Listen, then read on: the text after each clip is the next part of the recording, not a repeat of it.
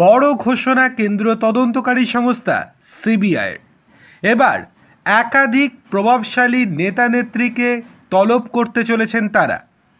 বৃহস্পতিবার বিশেষ সিবিআই আদালতে পার্থ চট্টোপাধ্যায়ের জামিন মামলার শুনানি ছিল। এই দিন আদালতে বড় তথ্য দিয়েছে সিবিআই।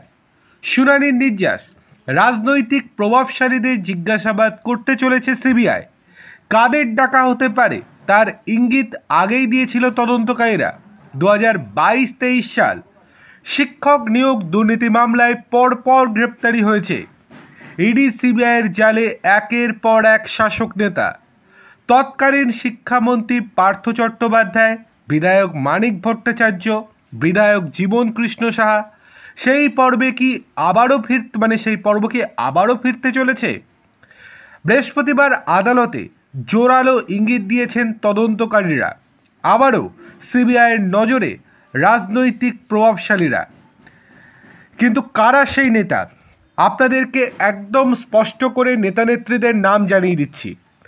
আদালতে জমা দেওয়া সিবিআইয়ের তথ্য বলছে, সুপারিশকারীর তালিকায় নাম রয়েছে রাজ্যসভা তৃণমূল সাংসদ মমতা বালা ঠাকুর, স্বরূপনগরের তৃণমূল বিধায়ক বীণা মণ্ডল, পাঁচলার তৃণমূল বিধায়ক গুলশান মল্লিক, পানিহাটির তৃণমূল বিধায়ক নির্মল ঘোষ, ক্যানিং পূর্বের তৃণমূল বিধায়ক শওকাত মোল্লা, কতুলপুরের প্রাক্তন তৃণমূল বিধায়ক শ্যামল সাঁতরা, এছাড়াও রাজ চক্রবর্তী, এছাড়াও বর্তমানে বিজেপির দুই নেতা এবং নেত্রী দিব্যেন্দু অধিকারী এবং প্রাক্তন পুলিশ কর্তা ও বিজেপি নেত্রী ভারতী ঘোষ। এছাড়াও জনৈক অভিষেক বন্দ্যোপাধ্যায় কে, সেই নিয়েও এবার তারা মাঠে নামতে চলেছে। অভিষেক বন্দ্যোপাধ্যায়কে এই ইস্যুতে জিজ্ঞাসাবাদ করতে পারে কেন্দ্রীয় তদন্তকারী সংস্থা সিবিআই, সেটাও আদালতে স্পষ্ট করে জানিয়ে দিয়েছেন তারা।